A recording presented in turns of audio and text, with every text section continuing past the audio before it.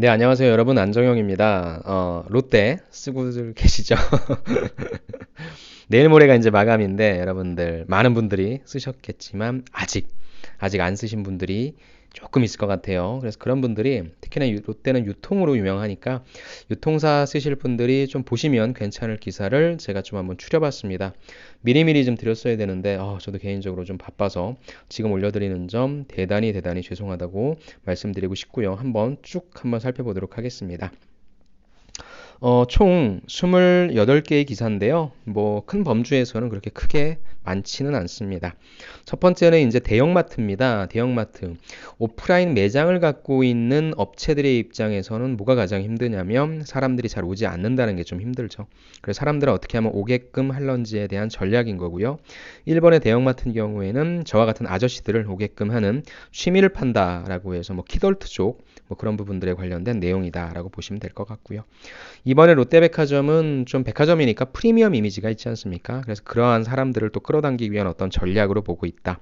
세 번째 이제 또 아이들을 잡아야 매출이 따라온다라고 해서 아이들 관련된 콘텐츠, 아이들 관련된 상품들 또 많이 마련해 놨다. 또 아이들이 와서 즐길 수 있는 공간까지도 마련해 놨다. 이런 관점으로 좀 봐주시면 좋을 것 같아요.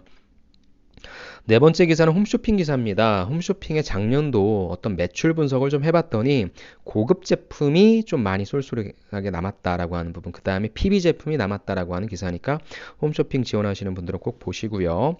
그다음에 대형마트 올해도 출점은 가뭄이다. 올해 이번 정부라고 해야 될까요? 대형마트 출점 제한이 굉장히 좀 강화됐죠.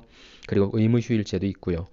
그렇게 해서 사실 대형마트가 재미를 좀 못 보는 그런 시즌이라고 좀 말씀드릴 수 있는데, 그래서 아까 말씀드린 것처럼 첫 번째 그래도 사람들한테 오게끔 만들어 놓을 수 있는 다양한 콘텐츠들을 준비하고 있다라고 하는 그런 관점으로 봐주시고요. 여섯 번째는 롯데하면 또 빼놓을 수 없는 게 면세점이죠. 면세점의 매출이 무려 7.5조라고 합니다. 어마어마하죠. 어떻게 이렇게 7.5조의 매출을 달성할 수 있었는지 꼭 살펴봐 주시고요. 일곱 번째, 유통산업에서 또 필요한 부분이 바로 무엇입니까? 빠른 배송이죠.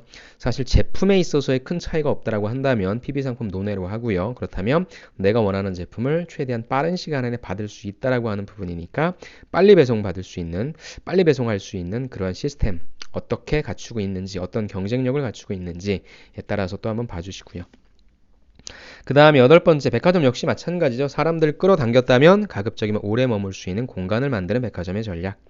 그 다음에 아홉 번째 롯데죠. 롯데의 기업 요 부분은 파격 실험이다. 그래서 뷰티앤 모게오라고 해서 실제 그 롯데가 만들어낸 롯데가 만들어낸 그 앱인데 여러분들 들어가셔서 보신 분은 아시겠지만 되게 롯데스럽지 않습니다. 그래서 어떤 부분이 그런 건지라고 하는 부분과 그 다음에 내가 만약에 이걸 썼을 때에 이걸 사용하는 사용자라고 한다면 어떤 부분이 좋고 어떤 부분이 좀 부족한지 그런 관점으로 좀 분석하시면 좋을 것 같네요.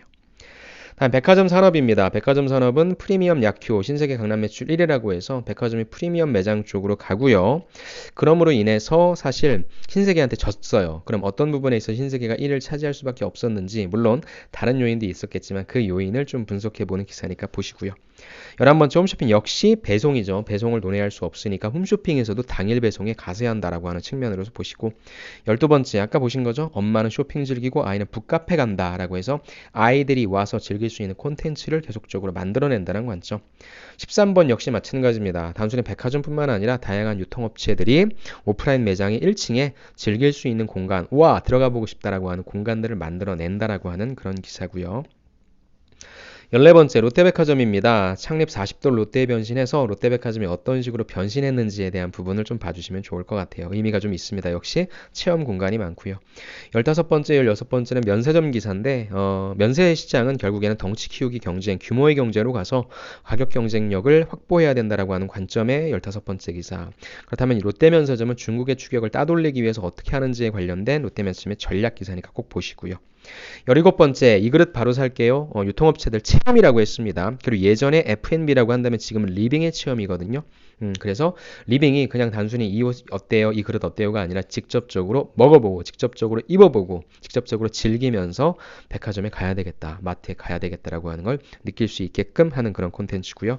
18번째, 19번째, 아날로그의 힘과 오프라인 공룡. 이제 제목만 보시면 아시겠죠? 그래서 온라인 쪽 무시할 수 없다. 또 아날로그의 힘이라고 하는 꼭 한번 읽어보세요. 재미있는 내용입니다. 20번째, 홈쇼핑, 티커머스에 각각 모바일 바람이 불어서 홈쇼핑 업체들은 기사들이 좀 계속 나오지만 많이 안 보죠. 그다음 시장도 조금씩 쪼그라들고 있죠. 그렇다면 모바일 쪽으로 어떻게 전략을 펼치고 있는지에 관련된 부분, 티커머스도 모바일 시장과 관련해서 좀 많이 컸는데 어떤 식의 움직임을 보이고 있는지에 대해서 파악하시면 좋을 것 같아요. 유통산업 역시 사람들이 와서 스포츠 용품만 사는 것이 아니라 거기에서 즐길 수 있는 거리를 만들어낸다는 관점. 가성비 타고 너도 나도 PB 상품이다. 유통업체들이 또 돈을 버는 구조는 자체적인 상품을 만들어내는 거죠. 그래서 자체적인 상품을 만들어내는데 PB 상품 하면 싼 거였는데 지금은 프리미엄 제품들도 나온다라고 하는 관점입니다. 23번째, 이커머스. 사람들이 온라인몰에서 구매를 할 때 놀이하듯 자주자주 싼 제품을 산다고 합니다. 관련된 기사 보시고요.